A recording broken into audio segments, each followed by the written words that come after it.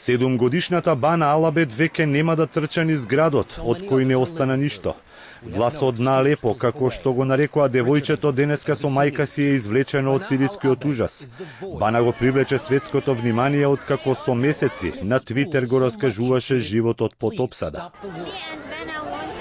Јас и Бана сакавме на светот да му објасниме колку навистина страдаат луѓето во Алепо. Срекни сме што нашиот глас допре до светот кој дозна што се случува кај нас. Јас сега сакам само подобра иднина за моите деца.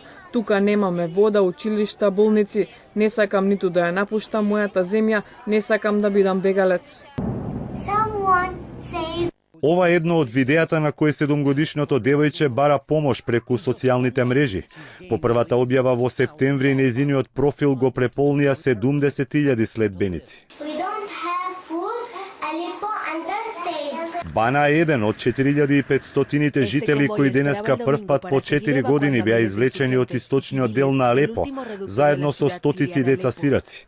Од почетокот на евакуацијата минатата недела се проценува дека се извлечени 12.000 луѓе. Целиот процес се одвива тензично поради стравувањата дека џихадистите повторно можат да отворат оган врз автобусите како во изминатите 2 дена.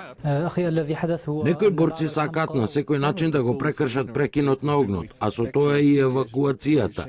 Ним единствено не им е до примирие и повеќе ми одговара хаос.